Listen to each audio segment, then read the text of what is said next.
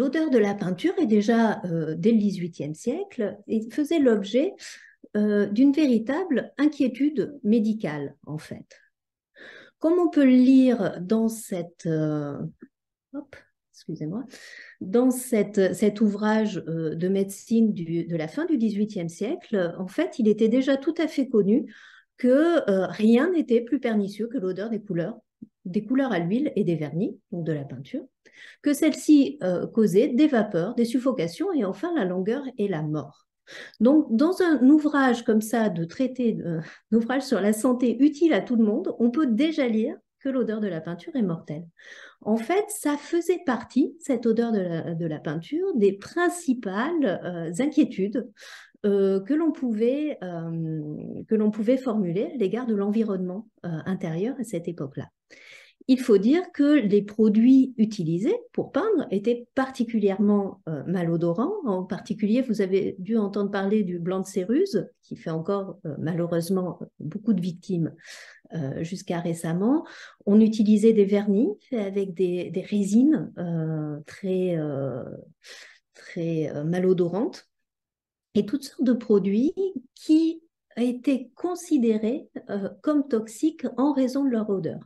Alors, j'aurais pas énormément de temps pour développer cette question-là. Sachez cependant qu'il est assez frappant de constater que dans les traités techniques et dans les traités de médecine, la toxicité des différents produits est souvent considérée comme étant liée à sa mauvaise odeur. En fait, il y avait vraiment une sorte d'assimilation faite entre le caractère malodorant et le caractère toxique des produits auxquels les gens étaient confrontés à l'époque.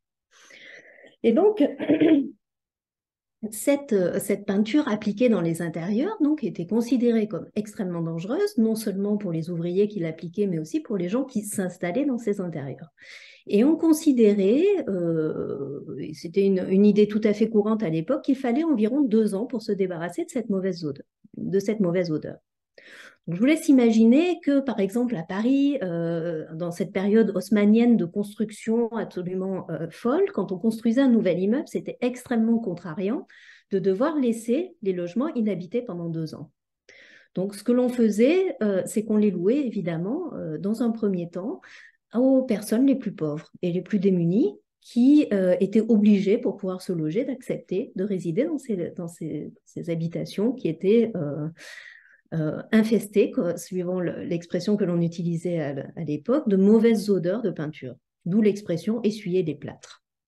Et d'ailleurs, c'est assez fascinant. Si vous regardez rapidement, grâce aux outils informatiques, on peut le faire maintenant assez aisément. Si on regarde rapidement dans la comédie humaine de Balzac, on constate que l'odeur de peinture fraîche est un marqueur social qui revient très souvent, une façon de qualifier la pauvreté d'une habitation, en fait, ce qui pour nous apparaît un peu étrange. Mais donc, pour toutes ces raisons-là, on était extrêmement conscient de la dangerosité et du caractère malodorant de la peinture. Et donc, quand on parlait d'un atelier d'artiste, évidemment, ce qui venait à l'esprit de tous et toutes, c'est justement ce caractère un peu toxique et dangereux. Pour cela, j'ai oublié de noter que, évidemment, le discours médical s'adapte aux différences de genre. Et très souvent, on avait tendance à attribuer cette toxicité, à attribuer à cette toxicité toutes sortes de pathologies spécifiquement liées aux femmes. Et en particulier, plusieurs critiques et plusieurs médecins reprochaient à l'odeur de la peinture d'être la source et la cause d'avortements ou de maladies nerveuses qui touchaient beaucoup plus les femmes que les hommes, même si ceux-ci pouvaient souffrir de migraines pour les mêmes raisons. Une des conséquences majeures de cette question-là, et ça me permet de montrer quelle est l'importance en fait de la question de l'odeur de la peinture pour les artistes, puisque une des conséquences majeures de cela est qu'on recommandait aux artistes sensibles à l'odeur de la peinture, et tout particulièrement aux femmes, d'abandonner la peinture à l'huile au profit d'autres pratiques picturales, comme le pastel par exemple, dont on sait qu'il est beaucoup moins malodorant, et beaucoup moins engageant comme matériau physiquement, mais qu'il est aussi bien moins pérenne. Donc il y a eu toutes sortes de conséquences de ce type-là liées à l'odeur de la peinture. de cette connaissance donc de l'odeur désagréable et jugée toxique de la peinture par le plus grand nombre, on trouve énormément de traces dans les sources historiques. C'est assez fascinant de voir à quel point cette question-là s'est déclinée dans un éventail de sources et de textes et de documents complètement différents. Un des premiers que j'aimerais mentionner, et peut-être un des plus surprenants, ce sont des documents légaux. En fait, si on observe les lois liées à la production de produits insalubres au cours du XVIIIe et du XIXe, on voit très souvent qu'on a légiféré pour empêcher les fabricants de produire de la peinture ou des vernis à l'intérieur des villes et pour essayer de bannir le plus possible la production de ces matières toxiques en dehors des villes. On a aussi toutes sortes de considérations liées à des personnes singulières, en fait, à la célébrité de telle ou telle personne qui ne supportait pas la peinture. Alors là, je vous ai mis un extrait très célèbre d'une correspondance qui mentionne le fait que Napoléon Ier ne supportait pas l'odeur de la peinture. Ou ici, nous avons une anecdote assez surprenante qui évoque un malaise dont aurait été victime une grande tragédienne, donc Mademoiselle Rachel, qui se serait évanouie, nous dit le journal Le Ménestrel, donc spécialisé dans le spectacle, se serait évanouie à cause de l'odeur de la peinture. Puisque vous imaginez bien que si cette peinture était aussi problématique, la fabrication, la production de décors de théâtre dégageait des odeurs très désagréables et suscitait toutes sortes de malaises. Donc on peut lire ça dans la presse. Toujours dans la presse aussi, un éventail extrêmement large, et c'est vraiment quelque chose de très récurrent, un éventail très très large de publicités propose des produits complètement étranges et inattendus qui, comme dans le cas de cette peinture, de cette composition cicative, propose d'être utilisés sans répandre la moindre odeur. En fait. Donc ces produits sans odeur sont, depuis la fin du XVIIIe siècle, très présents dans la presse sous forme de petits encarts comme ça, publicitaires, comme celui que vous voyez là, que j'ai grossi à la taille de l'écran, mais qui prend juste quelques lignes dans le journal, mais que l'on peut trouver en des centaines de déclinaisons et de versions différentes, ou bien sous forme de réclame, c'est-à-dire de publicité intégrée au texte dans des journaux, comme ici le Journal des artistes, qui annonce que, enfin, grâce à tel ou tel encaustique, l'odeur de la peinture sera remplacée par celle du miel ou de fleurs des prés. Donc les publicités témoignent aussi d'une véritable recherche pour se débarrasser de cette odeur extrêmement désagréable. On a évidemment aussi accès à ces préjugés et à ces conceptions sur l'odeur de la peinture dans les caricatures, en particulier celles qui représentent des figures qui vont au salon, comme ici, cette famille de spectateurs de spectateurs bourgeois qui vont au salon, donc en famille, monsieur, madame et mademoiselle, donc mademoiselle qui rêve au portrait du jeune homme, évidemment, monsieur qui se demande si tous les tableaux sont faits de cette même huile qu'on met dans la salade, et enfin madame qui, elle, ne regarde jamais les tableaux, l'odeur de la peinture lui étant particulièrement désagréable. Ça vous donne, je crois, ici une idée du lieu commun et de la façon dont il affecte aussi les représentations et les conceptions, non seulement du peintre, mais aussi de son environnement. Ici, on voit un peintre dont la posture pensive est interprétée par le caricaturiste comme une migraine liée à l'odeur de la peinture. Évidemment, cette question de l'odeur de la peinture, et c'est très sensible en particulier dans la caricature, fait l'objet de glissements.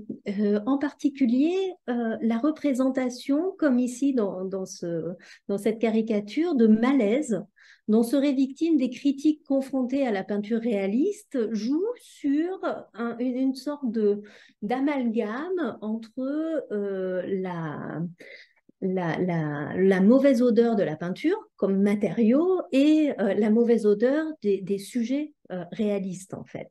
C'est une façon un peu de critiquer, comme ici avec cet instrument portatif, de critiquer la qualité de la peinture qui est présente au salon. Donc là, il y a beaucoup de perspectives métaphoriques qui se greffent sur l'approche de ce lieu commun du 19e siècle, qu'est l'odeur de la peinture.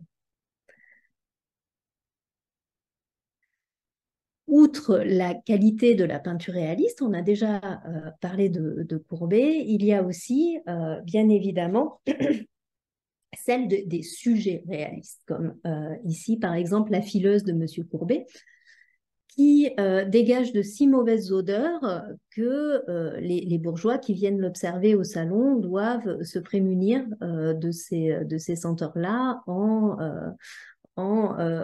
approchant des selles de leur nez ou en se pinçant le nez.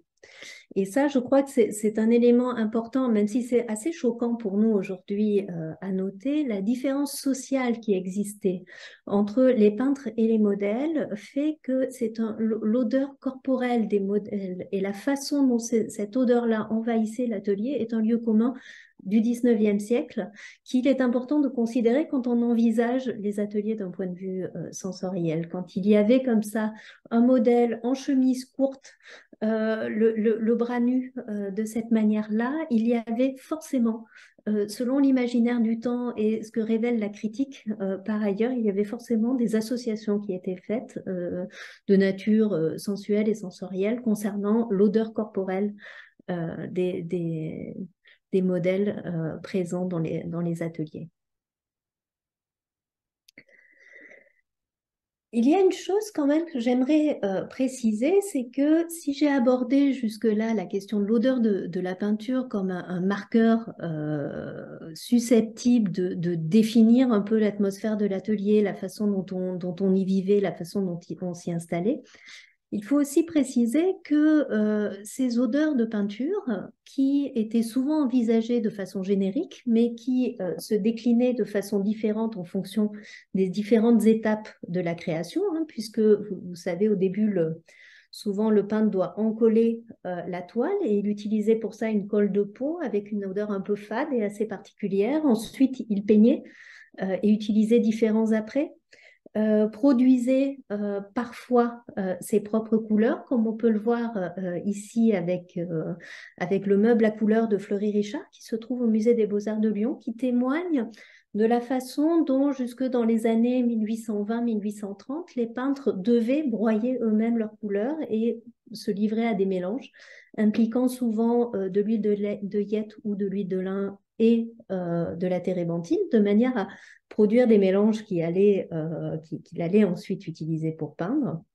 Et ensuite, la dernière étape était celle du vernissage, donc que l'on associe maintenant à la présentation des expositions, et qui nécessitait alors de produire des vernis qui devaient être fondus, mélangés avec différentes résines et qui étaient extrêmement caractéristiques d'un point de vue olfactif. Donc, ces différentes étapes de l'odeur de l'atelier témoignent d'un rapport très spécifique et très singulier des peintres à la matière, en fait. Et si, à partir des années 1830-1840, de plus en plus les peintres ont utilisé, comme on peut en apercevoir dans le tiroir du meuble à couleurs de Fleury Richard, des tubes en plomb, qui ont permis de conserver la peinture de façon plus efficace, cette pratique un peu artisanale de fabrication de la peinture a longtemps nécessité de posséder un véritable savoir olfactif. C'est quelque chose que je trouve assez passionnant. Quand on pense à l'olfaction, nous, de nos jours, on pense un peu effectivement à une atmosphère, un contexte, ou à des éléments qui relèvent de la conséquence, un peu. C'est une conséquence de la présence de la matière, en fait. Quelque chose un peu comme un dommage collatéral. Ça sent mauvais parce qu'il y a tel ou tel matériau dans la pièce. À cette époque-là, je pense, et c'est une hypothèse qui me tient beaucoup à cœur, que on utilisait son odorat non pas seulement pour se situer dans l'espace et dans le temps, mais aussi pour fabriquer des matériaux. En fait, depuis très longtemps, en particulier au XVIIIe siècle, mais c'était vrai auparavant, le nez était un peu notre meilleur analyste chimique, en fait, pour savoir de quoi était composé l'air, pour savoir de quoi était composée telle ou telle substance, on la flairait. Et c'était un très bon moyen de deviner ensuite de quoi il s'agissait. On sait que, par exemple, dans les analyses d'urine au XVIIe siècle, on utilisait énormément l'odorat, voire parfois le goût, qui permettait de savoir si le patient était atteint ou non de diabète en fonction du goût sucré que l'on pouvait détecter. Et donc, ce savoir un peu de chimiste, ce savoir empirique lié à l'olfaction, était très souvent utilisé par les peintres, comme en témoignent les traités en fait, de peinture du XVIIIe et du XIXe siècle. Par exemple, ici, en 1831, on voit dans une recette pour la fabrication de vernis comment le fait de percevoir l'apparition ou la disparition d'une odeur permet de mesurer l'état d'avancée de la préparation du vernis, en fait, et de savoir si le vernis est prêt ou non, tout simplement. Mais un autre usage de l'olfaction qui était très très important au XIXe siècle dans tous les domaines et dans la peinture en particulier, c'est l'identification des matériaux falsifiés. À cette époque-là, il y avait énormément de produits faux. C'était un vrai problème. Et pour être sûr que l'on ait bien acheté quelque chose qui non seulement était le produit attendu, mais aussi qui était un produit de bonne qualité, il fallait souvent se livrer à un test olfactif. Alors, par exemple, si vous aviez acheté de l'huile d'aspic, qui était très souvent utilisée en peinture, donc c'est une qualité d'huile essentielle de lavande, et que vous vouliez vous assurer qu'elle était de bonne qualité et qu'elle n'avait pas été, comme c'était très souvent le cas, coupée avec de l'essence de térébenthine, eh bien, il fallait en imbiber un chiffon, y mettre le feu, le tenir évidemment à distance de soi. Et si on sentait une odeur de térébenthine, alors on pouvait savoir que l'huile avait été coupée à la térébenthine parce que le fait de brûler le chiffon faisait dégager l'odeur la plus légère en premier. Alors que si on sentait l'essence d'aspic, c'est l'odeur la plus forte, celle de la lavande qui ressortait.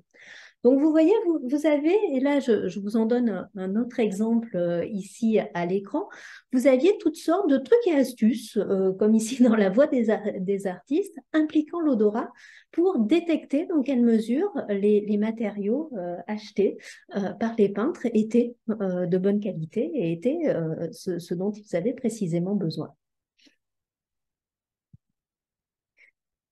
Cette parenthèse faite sur l'odeur de la peinture et la façon dont elle pouvait fournir aux artistes un savoir sur leur pratique, cette parenthèse fermée, j'aimerais revenir aux ateliers et mentionner le fait que cette question de l'odeur de la peinture pouvait aussi être liée à des enjeux sociaux, qui, vous le savez, étaient souvent très importants au XIXe siècle. La catégorisation sociale des personnes était souvent un phénomène très, très important dans les conceptions de l'époque. En particulier, la question de l'odeur de la peinture est assez fondamentale dans la distinction que l'on faisait entre ce qu'on appelait les barbouilleurs, c'est-à-dire les peintres en bâtiment, et les artistes peintres. Évidemment, les seconds étaient considérés comme socialement plus élevés dans la hiérarchie sociale parce qu'ils avaient la possibilité d'être moins malades à cause de la peinture, aussi parce qu'ils avaient la maîtrise de leur temps et le droit et la possibilité de s'éloigner des matières qui pouvaient les rendre malades autant qu'ils le voulaient en fait. Et cette liberté-là de gérer son temps était extrêmement importante dans la conception sociale du travail du peintre. Ils avaient aussi, ça va certainement vous surprendre, mais ils avaient la liberté de se prémunir de l'odeur de la peinture en accomplissant le geste qui était le plus recommandé pour se préserver des inconvénients de l'odeur de la peinture, qui était, tenez-vous bien, non pas d'ouvrir la fenêtre comme on le ferait aujourd'hui, mais bien d'allumer une pipe ou une cigarette, puisque de nombreux médecins recommandaient très chaleureusement aux peintres de fumer pour se protéger des odeurs de la peinture grâce à une odeur plus forte et plus présente. Comme je vous le disais, donc les questions sociales sont assez centrales dans l'approche de l'histoire du 19e siècle, de l'histoire de l'art du 19e siècle. Et dans ce cas-ci, par rapport au tableau qu'on peut voir, on peut constater qu'il y avait donc toutes sortes de catégories d'artistes, des artistes à succès, des artistes aisés, des artistes qui, comme là, devaient se prêter à des mondanités, et cela donnait donc des ambiances d'ateliers complètement différentes les unes des autres. Et dans ce cas-là, donc, on a un artiste dont on voit qu'il essaie de séduire l'acheteur et qu'il l'invite à entrer dans un espace qui est quand même très confortable, très moelleux, doté de toutes sortes de tissus en velours, et donc un espace dont on imagine qu'il est olfactivement assez préservé et d'une température agréable. À l'autre extrémité du spectre se trouve la fameuse bohème. Et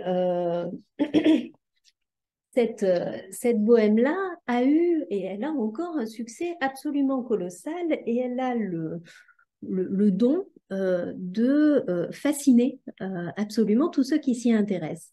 Alors, je ne sais pas si vous êtes familier de cet ouvrage-là, qui est d'Henri Murger, qui est paru en 1851. Il s'agit des scènes de la vie de Bohème. Et c'est un des ouvrages qui a eu le plus de succès au 19e siècle. Et c'est un ouvrage qui est à la fois très amusant et parfois complètement tragique, et qui met en scène, à travers différents petits récits, des vies d'artistes et de personnes vivant au cœur de la Bohème, dans cet environnement où le lendemain ne compte pas, où on ne prévoit pas. On ne prévoit pas de manger le lendemain, où on mène, on mène une vie qui est un peu opposée, ou même qui est carrément opposée à l'idéal bourgeois qui thésaurise, justement, en s'amusant le plus possible, en flambant tout ce que l'on a en une fois, en exacerbant des valeurs qui ne sont pas commerciales, comme celle de l'amitié, etc. Et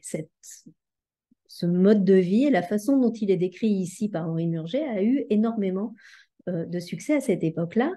Et de ce succès témoignent toutes sortes de reprises. Alors, le livre de Murger a été adapté sous forme de pièces de théâtre, etc. Et une de celles les plus connues, évidemment, c'est la Bohème de Puccini, qui met en scène des artistes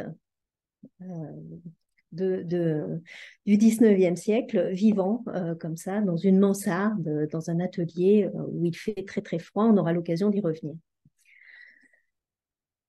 Pour revenir à cette question de hiérarchie entre les artistes, donc il y a évidemment des questions sociales, mais il y a aussi des questions liées à la nature de la pratique artistique, car tous les ateliers ne se valent pas. En l'occurrence, le célèbre critique Edmond About remarque que pour les peintres, c'est quand même beaucoup plus facile d'avoir un atelier agréable que pour les sculpteurs.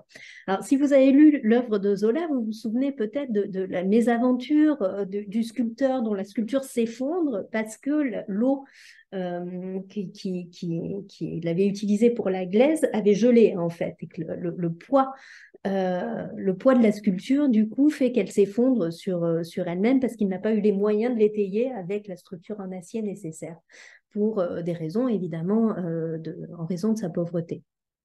Et en fait, la question de l'atelier du sculpteur, qui est beaucoup moins souvent évoquée que les ateliers de peintre, est souvent abordée par le problème de l'humidité. En fait, les ateliers de sculpture sont beaucoup plus grands, souvent moins chauffés, et du coup beaucoup moins confortables et beaucoup moins séduisants que ceux des peintres. Alors là, je vous ai amené un exemple de ce critique Edmond About que je trouve assez amusant, qui dit: je parle des ateliers de peinture, car le froid, l'humidité, le baquet de glaise, le ton criard des plâtres et la poussière de marbre qui envahit tout nuisent à l'effet des plus beaux ateliers de sculpteurs. Chez un peintre, pour peu qu'il soit riche et qu'il ait du goût, on est ébloui dès le seuil de la porte. Donc la question de l'atelier, encore une fois, est un peu divergente en fonction du statut social et du type d'art pratiqué au sein de ces ateliers-là. Parmi les éléments olfactifs qui constituent des marqueurs sociaux du statut d'un peintre et donc du confort de son atelier, il y a une chose qui est très très frappante, c'est le retour systématique du tabac. Je vous disais tout à l'heure que les peintres sont réputés pour fumer plus que les autres artistes parce que ça leur permettrait de se prémunir de l'odeur de la peinture. Mais il y a fumée et fumée, encore une fois. Il y a fumée du tabac d'Orient et beaucoup de peintres ayant fait un voyage en Orient, comme ici Horace Vernet, qu'on aperçoit dans cet autoportrait, en rapportait et donc pouvaient se livrer à ce genre de pratique de fumer un tabac précieux, et d'autres, comme Courbet, beaucoup plus proche du peuple, fumer la pipe et du tabac beaucoup plus grossier, de sorte qu'il y avait aussi une dimension sociale très forte à l'odeur du tabac qui régnait dans les différents ateliers. Pour vous en donner un exemple pour illustrer cette question-là du point de vue du texte, je voulais mentionner une chose qui m'amuse beaucoup, qui est la secte des Crassons, qui aurait été inaugurée par un des membres de l'atelier de Louis David. Donc là, on parle d'un atelier qui était certes l'atelier du peintre, mais qui était aussi un atelier dans lequel il enseignait la peinture. Donc Louis David avait parmi ses élèves une personne qui se parait du titre de chef de la secte des Crassons. Et je continue la citation. Pour être admis à en faire partie, il fallait prouver que l'on fumait au moins 3 pipes par jour, que l'on ne changeait de linge que lorsqu'il ne tenait plus sur le corps et que l'on ne se lavait que malgré soi ou quand on s'exerçait à la natation. Fin de citation. Donc vous voyez que le fait de fumer la pipe et donc du tabac de mauvaise qualité était associé véritablement au fait d'être sale. Donc c'était quelque chose qui était très très mal perçu socialement.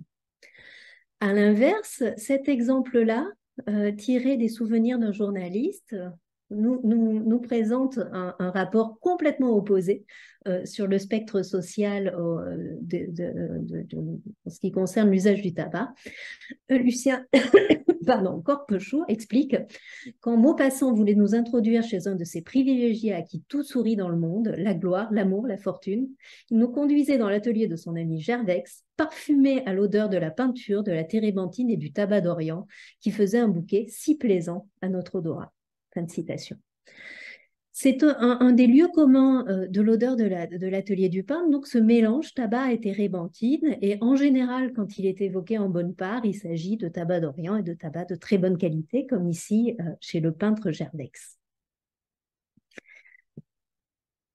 Pour poursuivre cette présentation en évoquant, comme je voulais le faire, comme je vous l'ai promis, la question de la température, j'aimerais le faire en musique. Alors évidemment, je sais que beaucoup d'entre vous avaient très certainement, ça fonctionne pas ça, avaient très certainement en tête la chanson d'Aznavour, La Bohème, pendant que je présentais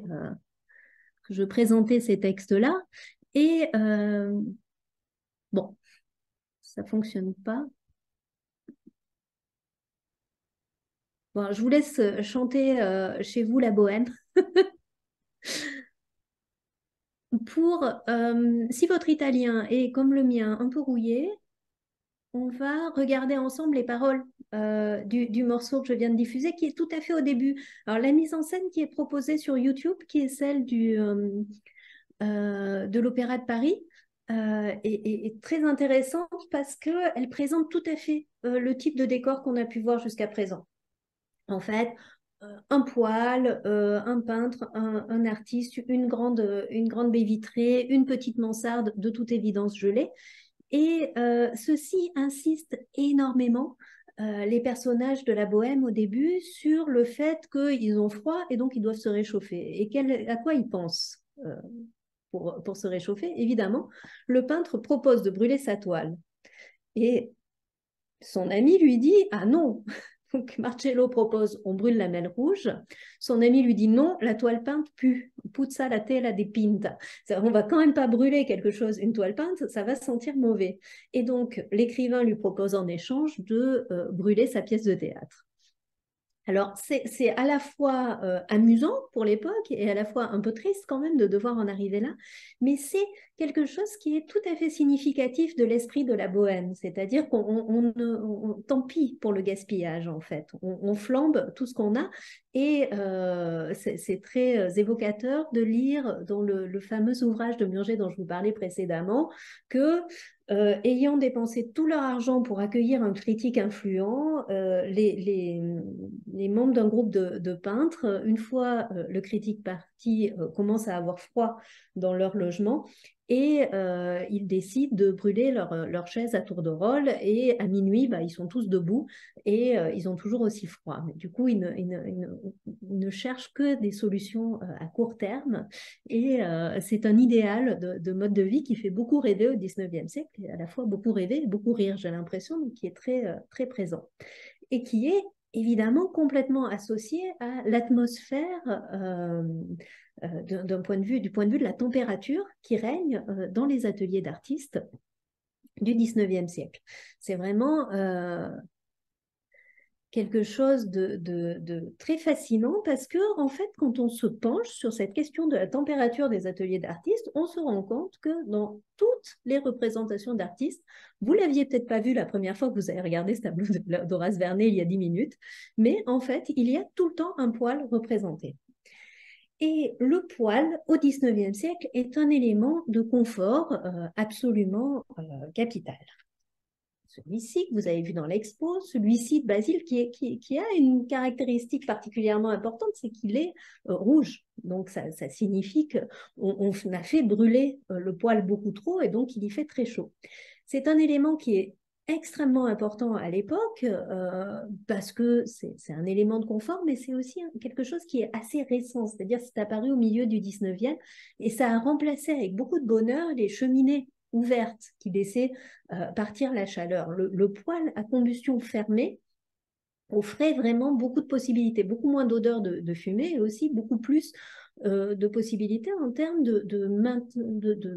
en ce qui concerne la possibilité de maintenir la chaleur confinée à l'intérieur d'un espace. En fait, ça a vraiment changé la vie des gens. On ne soupçonne pas à quel point. Et c'est très important pour la pratique des artistes parce que la température dans l'atelier conditionne aussi la couleur de la chair des modèles et leur confort. Et c'est vraiment quelque chose d'assez important pour que dans un cours complet de peinture à l'huile, comme ici dans celui de Hareux en 1901, on ait dispensé des conseils sur le choix d'un poil. Qui, selon Hareux, ne doit pas être laissé au hasard. Je lis la citation, je trouve ça assez surprenant, car il y a une grande importance dans l'atelier, surtout si on veut faire poser un modèle nu. Il faut prendre un système à combustion lente, de façon que l'artiste n'ait pas le souci de son entretien avec la crainte de le laisser éteindre. Il faut aussi que la chaleur de l'atelier se maintienne également pour que le modèle ne prenne pas froid et aussi pour qu'il n'ait pas trop chaud. La trop grande chaleur fait rougir les chairs et le changement de coloration gênerait beaucoup le peintre. Donc, vous voyez que la question de la température de l'atelier a aussi un impact de nature artistique que l'on a un peu de mal à soupçonner auparavant et qui ressort dans les traités de peinture et d'initiation à la peinture de l'époque. Par ailleurs, on remarque très souvent que la température extrêmement élevée qui règne dans les ateliers qui est liée à la présence de modèles nus, est aussi du coup un peu pour des raisons, un peu par une sorte de glissement métonymique, associée à une atmosphère érotique, très chargée d'un point de vue sensoriel.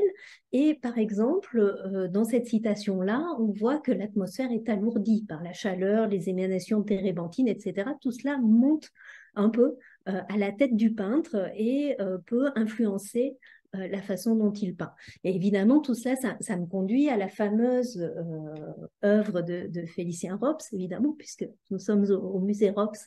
Je ne pouvais pas m'empêcher de citer cet élément de la correspondance de Rops qui signale qu'il a réalisé cette œuvre dans un appartement surchauffé plein d'odeurs, où l'Opopanax et le cyclamen lui donnaient une petite fièvre salutaire à la production et même, dit-il, à la reproduction. Donc la question de l'olfaction et de la température de la pièce est extrêmement importante aussi dans le récit qui est fait de la réalisation de cette œuvre.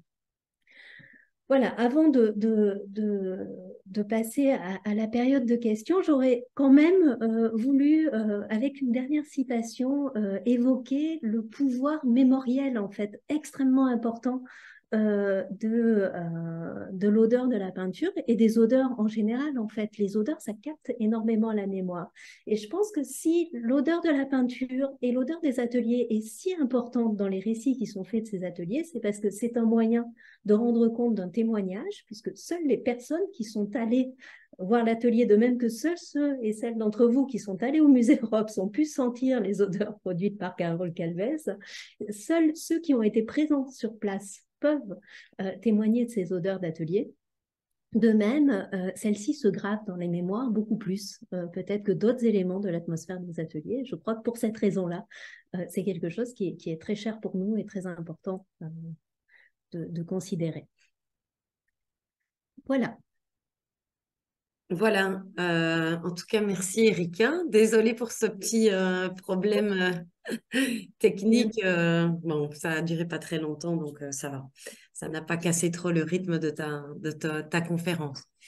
Alors, en fait, il y a eu quelques questions qui sont apparues durant ta présentation, notamment des questions concernant certaines expressions comme une expression qui est essuyer les plâtres. Et l'un des participants demandait si ça avait un lien avec un produit utilisé pour nettoyer des murs, ou bien est-ce que c'est justement plutôt dans le cadre d'un atelier de sculpteur. Voilà. Est-ce que tu peux peut-être nous parler de toutes ces expressions justement qui évoquent des odeurs? Bien sûr. Alors déjà, quand on mentionnait la question linguistique par rapport aux odeurs est quelque chose de très important parce que je ne sais pas si vous l'avez remarqué, mais en français, il n'y a aucune formule qui permette de décrire une odeur précisément, en fait. Tout notre vocabulaire procède par comparaison.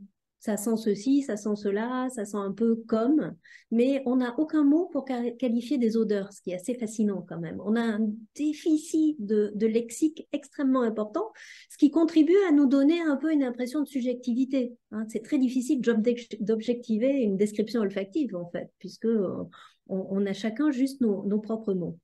En ce qui concerne l'expression essuyer les plâtres, alors dans le langage courant, vous le savez, ça signifie être le premier à utiliser quelque chose et donc en subir les conséquences. Et je pense que l'expression essuyer les plâtres provient du niveau d'humidité dans les logements fraîchement peints, en fait. Le plâtre, à l'époque, séchait très doucement et produisait beaucoup d'humidité, donc il devait être essuyé régulièrement. Et cette humidité, conjointement à l'odeur de la peinture, était considérée dans les matériaux neufs comme un élément extrêmement mauvais pour la santé, en fait, et susceptible de provoquer toutes sortes de maladies, genre tuberculose, etc. D'ailleurs, dans la Bohème de Puccini, c'est bien dit, si Mimi tombe malade, c'est parce qu'il fait froid dans l'atelier, qu'il y a du vent et qu'il est très humide, en fait. Cette question de l'humidité était vraiment liée à la température et très importante à l'époque. En ce qui concerne l'Opoponax et le cyclamen, Ah oui. ça c'est super. Alors, je cherche encore un peu. L'Opoponax, c'est une résine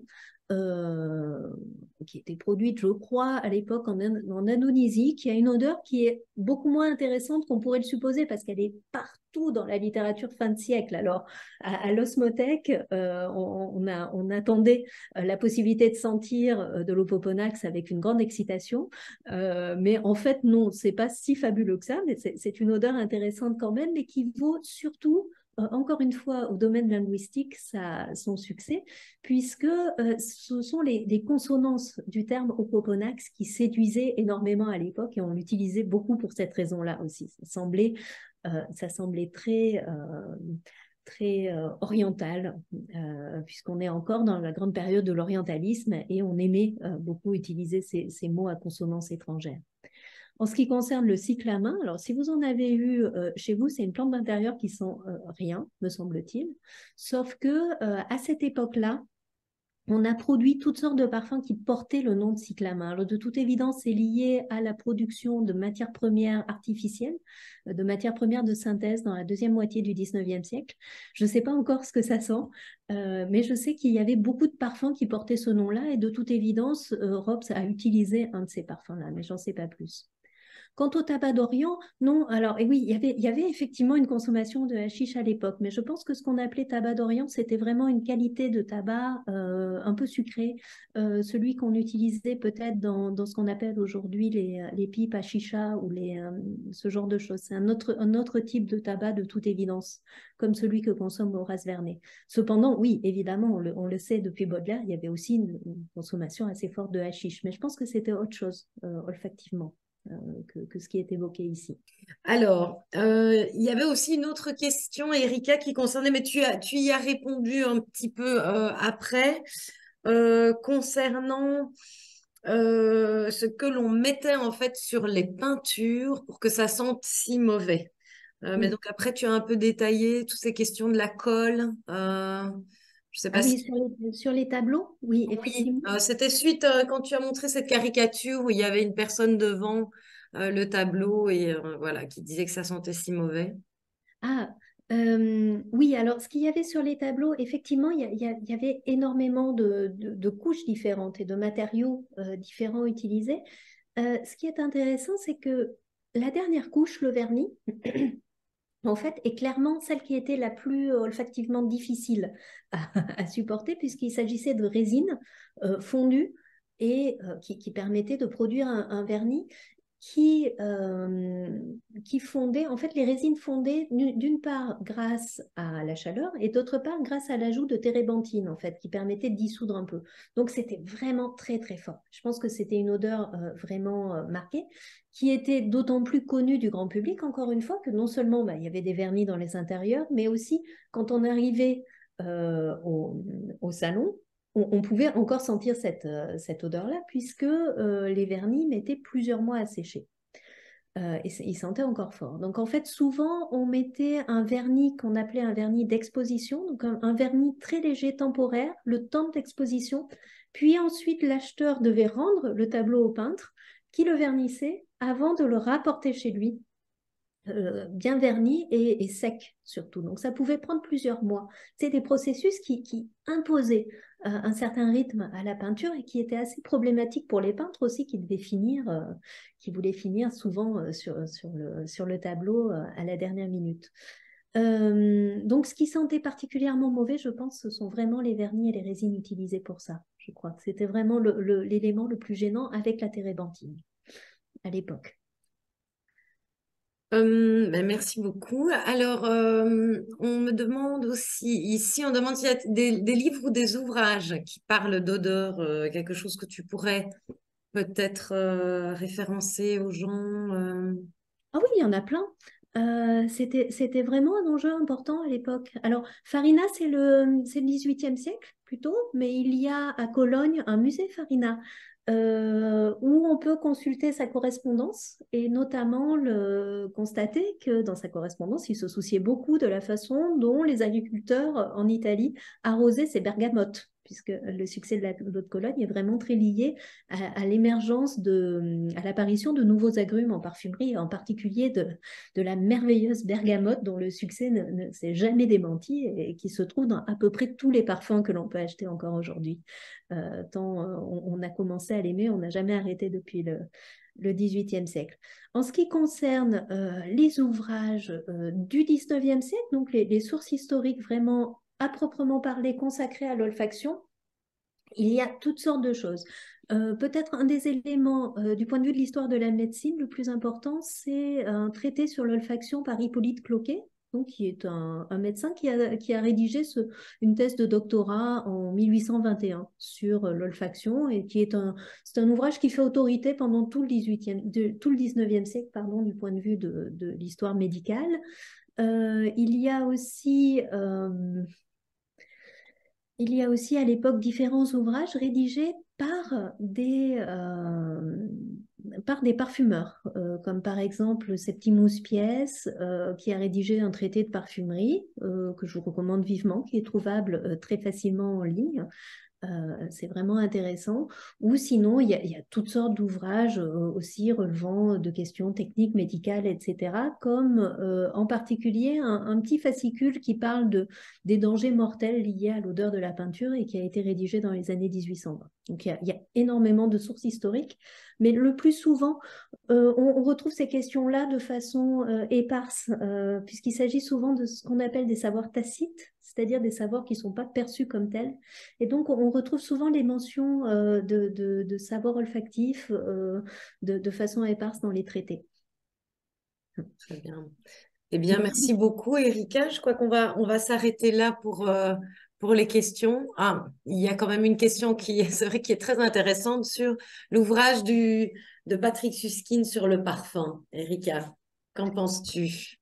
Ah, alors le récit des féminicides, en fait, alors c'est amusant parce que Zutkin s'est vraiment inspiré du premier historien qui a rédigé un ouvrage sur l'histoire des odeurs, qui est Alain Corbin, qui a publié en 82 un livre qui s'appelle Le miasme et la jonquille. Et donc Zutkin, 4 ans plus tard, publié son roman dont il a avoué qu'il était très inspiré de l'ouvrage historique. C'est intéressant du point de vue des techniques de la parfumerie sur lesquelles il revient. Et je pense que ça nous renseigne bien sur tout l'imaginaire érotico, sensuel, etc., lié à la parfumerie, en fait. On imagine toutes sortes de choses autour du parfum. En fait, oui, c'est vraiment ce roman est un récit de fantasme, mais ça part très bien du parfum, oui, c'est intéressant à de nombreux égards, oui. Très bien. Eh bien, un tout grand merci, Erika. Alors, Merci pour à toi. l'Assemblée, je voulais voilà, redire que Erika est l'autrice d'un texte dans le catalogue de l'exposition sur les ateliers d'artistes belges au 19e siècle, qui se passe pour le moment, et ça jusqu'au début du mois de mars, au musée Félicien Rops à Namur.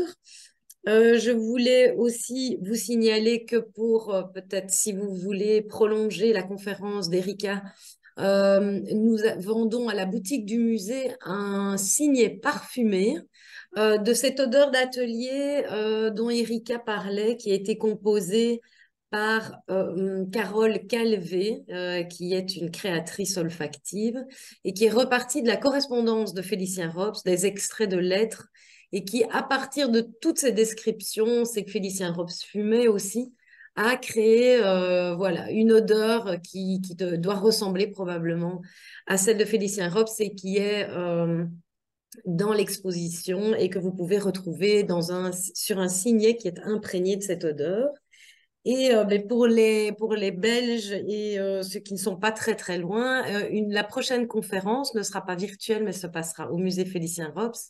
Et ce sera Laurence Brognier, qui est donc la commissaire de l'exposition, qui est professeure de littérature à l'Université libre de Bruxelles, qui viendra nous parler de l'atelier de papier, c'est-à-dire les descriptions, comme Erika nous en a parlé aussi, les descriptions dans les romans voilà, de tous ces ateliers, de l'ambiance qui y régnait, justement de la problématique aussi, bien sûr, des modèles, de la présence de ces femmes aussi, et un petit peu de toute cette ambiance, en fait, décrite par les romans du 19e siècle autour des ateliers d'artistes. Et une autre question, puisqu'Erika fait aussi allusion à cette fameuse pornocratie. Sachez que le musée est très heureux de présenter à partir du 8 décembre le premier podcast sonore. C'est un docu-fiction sur la pornocratesse de Félicien Rops, qui est réalisé par une réalisatrice sonore, Flora Six, qui a mené une enquête autour de cette fameuse dame au cochon pour essayer de découvrir qui elle était. Donc un petit peu la même ambiance que les enquêtes du Louvre qui avaient été faites aussi pendant le Covid. Et nous avions parmi les participants et participantes de la conférence d'Erika, une influenceuse qui a donc un compte sur Instagram qui est la Dealeuse d'art Et Dileuse d'art va parler et évoquer la conférence de Erika ce soir. Donc, on vous tiendra au courant via la page Facebook et l'Instagram du musée Félicien Rops quand sa vidéo sera terminée. Donc voilà, je vous remercie encore tous pour votre présence. Et puis voilà, je ne sais pas, je laisse peut-être le mot de la fin à Erika. Oh, mais je vais juste vous souhaiter une excellente soirée, une excellente fin de semaine à tous et à toutes et vous inviter à flairer les bonnes odeurs de la vie. Merci beaucoup, Erika, et merci à vous tous pour votre participation.